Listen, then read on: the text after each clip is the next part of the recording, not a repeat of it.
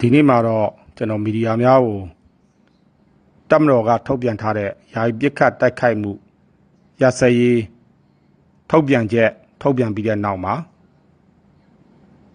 လက်နက်ကိုင်ကောင်းကျန်းသူအဖွဲ့များရဲ့ဒီယာယီပစ်ခတ်တိုက်ခိုက်မှုရစရေးအပေါ်ချိုးဖောက်ခဲ့တဲ့ဖြစ်စဉ်များကိုကျွန်တော်ပြောချင်ပါတယ်28ရက်မှာဖြစ်ခဲ့တဲ့ငလျင်ကြောင့်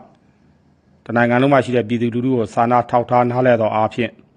နောက်တစ်ခုကတော့ကုညီကယ်ဆယ်ရေးလုပ်ငန်းနဲ့ပြန်လည်ထူထောင်ရေးလုပ်ငန်းတွေအရှိန်ဟုန်နဲ့ဆောင်ရွက်နိုင်ဖို့ရည်ရွယ်ပြီးတပ်မတော်က2025ခုနှစ်ဧပြီလ2ရက်နေ့ကနေ22ရက်နေ့ထိယာယီပစ်ခတ်တိုက်ခိုက်မှု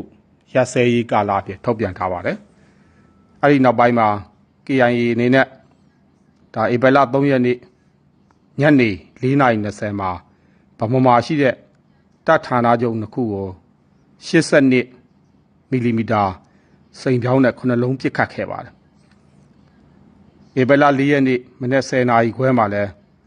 ဗမော်တက္ကသိုလ်နားလေးမှာလုံခြုံရေးနေရာယူထားတဲ့နေရာကို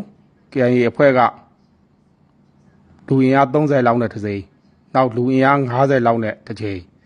လာရောက်ပစ်ခတ်ခဲ့တာတွေ့ရပါတယ်။ TNLA အဖွဲ့နဲ့လည်းတောင်ခမ်းမှာလုံခြုံရေးဆောင်ရွက်နေတဲ့တပ်မတော်လုံခြုံရေးစခန်းကို TNLA နဲ့PDF အကြမ်းဖက်တောင်းကျမ်းသူ45ဦးလောက်ကလာရောက်ပစ်ခတ်တာရှိပါတယ်။ KNPB အဖွဲ့အနေနဲ့လည်းဖားဆောင်းမှာရှိတဲ့တပ်ဌာနချုပ်ကိုလာရောက်ပစ်ခတ်တာရှိပါတယ်။ AA အဖွဲ့အနေနဲ့ကတော့AR တိုင်းဘက်လုံခြုံရေးနေရာယူထားတဲ့နေရာတွေကိုလာရောက်ပစ်ခတ်ခဲ့တာတွေ့ရပါတယ်။ဧပြီလ4ရက်နေ့မနေ့3နာရီခွဲအချိန်မှာကျွန်တော်တို့မကွေးတိုင်းစင်မြေကျွန်းမြို့နယ်ရဲ့အနောက်မြောက်ဘက်မှာရှိတဲ့တပ်မတော်ရဲ့လုံခြုံရေးစခန်းနေရာတစ်ခုကို PDF အမိခံအကြမ်းဖက်အဖွဲ့တွေက drone နဲ့ကျွန်တော်တို့9ချိန်လာရောက် drop ဘုံချခဲ့ကြောင်းတွေ့ရပါတယ်။ KNLA KNU အဖွဲ့နေနဲ့လည်းဂရိုင်းတိလုံခြုံရေးစခန်းကိုလာရောက်ပစ်ခတ်ခဲ့တာတွေ့ရပါတယ်။ဒီအချိန်မှာ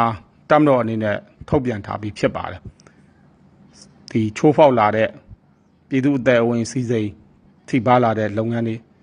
ပြည်သူတွေရဲ့လမ်းမဆက်သွယ်မှုကိုလုံခြုံစေရေးကိုချိုးဖောက်လာတဲ့လုပ်ငန်းတွေတပ်မတော်လုံခြုံရေးတပ်ဖွဲ့တွေရဲ့စခန်းတွေကိုအကြောင်းမဲ့တိုက်ခိုက်လာရင်ပြန်လည်တုံ့ပြန်မှုလုပ်သွားမယ်လို့ပြောခဲ့တာမျိုးရှိပါတယ်။ထုတ်ပြန်ချက်ထဲမှာလည်းထုတ်ပြန်ထားပါတယ်။ကျွန်တော်တို့အနေနဲ့ဒီငလင်တန်ထိခိုက်ခံစားနေရတဲ့ပြည်သူလူထုကုညီကယ်ဆယ်ရေးလုပ်ငန်းတွေဆောင်ရွက်လျက်ရှိပါတယ်။ဒီလိုအချိန်မျိုးမှာကျွန်တော်တို့